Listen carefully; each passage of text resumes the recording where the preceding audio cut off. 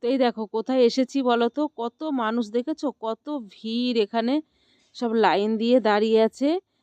তারপরে কিছুটা গোলেও দাঁড়িয়ে রয়েছে। তো এই দেখো আমিও এখানে আছি।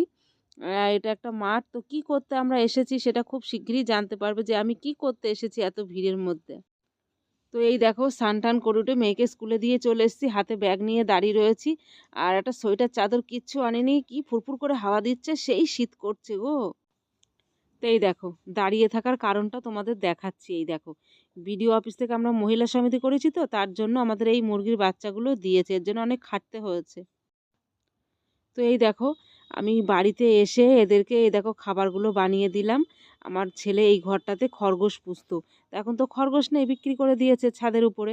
তো আমি প্রথমে একটা চট পেতে দিলাম সিমেন্টের বস্তা, তারপর এই যে খরগোশকে যেগুলোই করে খেতে মেতে দিত সেই খাবারের বাটি, সেই খাবারের জায়গাতেই আমি ওদেরকে এই আটা, এই যে রেশনের আটা জল দিয়ে শুকনো শুকনো করে মেখে দিয়েছি, আর একটু নুন চিনির জল এই বাটিটাই করে দিয়ে দিলাম।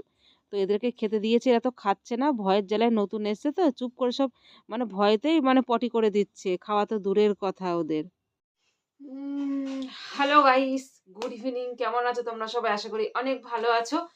তো আমিও ভালো আছি, আর আমার ব্লগে তোমাদের অনেক অনেক স্বাগত, অনেক অনেক ভালোবাসা। দেখো এত শীত লেগেছে, আমি সোয়েটার গায়ে দিয়েছি, তারপরে আবার চাদরটা মুড়ি দিয়েছি। চাদরটা কেন নিয়েছি জানো তো? আমি এতক্ষণ বাইরে বসেছিলাম উনানে, উনানে গরম উনানে কাঠে রান্না হচ্ছে। তো এখন ওখানে ছিলাম, এবার উপরটা তো মানে ফাঁকা পুরো, তো মাথাটাই ঠান্ডা লেগে শরীর খারাপ করবে, যার জন্য মাথাটার উপর এটা দিয়ে রেখেছিলাম। তো ঘরে এসে দেখছি যে আমি ওই ভিডিওর পিছনে দৌড়াচ্ছি, ভিডিও কমেন্টে রিপ্লাই দিচ্ছি, ভিডিও পোস্ট করছি, ছবি পোস্ট করছি, এদিকে আমার ঘরের কাজ কিচ্ছু হয়নি। এই দেখো এত জামা কাপড় গুছাবো, তারপরে জানলাটাই ভাঙা জানলা, জানলাটায় আমি এই কম্বলটা দিই, সেটা দিতেও ভুলে গেছি। ঘরে এসে দেখি ঘর ঠান্ডা হিমালয়, ঠান্ডা হিমালয় ঘর।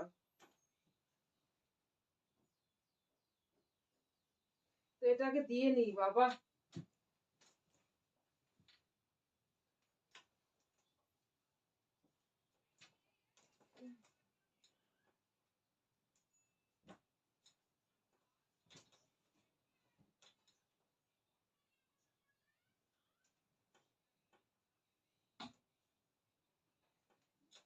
এটা দিলাম, তারপরে জামা কাপড়গুলো গুছাবো একটু পরে, এখন আর গুছাবো না, একটু পরে গুছাবো। তো এটাকে সরাই না, আমার ভাল লাগছে না। আমি এই দেখো শর্ট ভিডিও করেছি, এখনো গেঞ্জিটাই চেঞ্জ করিনি। প্যান্টটা আমার গাটা ঢিল হয়ে গেছে, নেমে যাচ্ছে।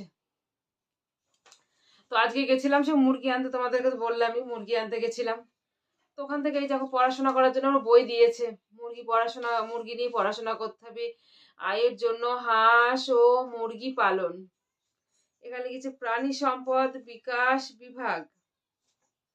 তো এখন কি করে কি করতে হবে সেগুলো নিয়েছি। তো ওই মুরগি এনে ওর পিছনে যে কত সময় দিলাম তার নেই ঠিক। দিয়ে আসলাম, দেখে আসলাম, আজকে নতুন এসেছে, সব ভয়ে চুপ করে আছে। তারপরে দরজা মরজা দিয়ে আসলাম, আর ছাদের উপর রেখেছি। বুঝতেই পারছো কি শীত পড়ছে, কি শীত পড়ছে। এবার জানি না ঠান্ডার মধ্যে কি হবে। আগেও দুবার দুবার এনেছিলাম আমি, ও মানে একবার এত বড় বড় হয়ে গেছিল, তারপর রোগ এসে মরে গেল।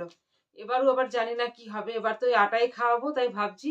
আগে আগে কত জানো ম্যাশ কিনে কিনে খাইয়েছি, তো এবার ওই রেশন ভাবছি আর কিনবো না, রেশনের আটাই খাওয়াবো, যদি বাঁচে ওর থেকেই বাঁচবে, না বাঁচলে কিছু করার নেই।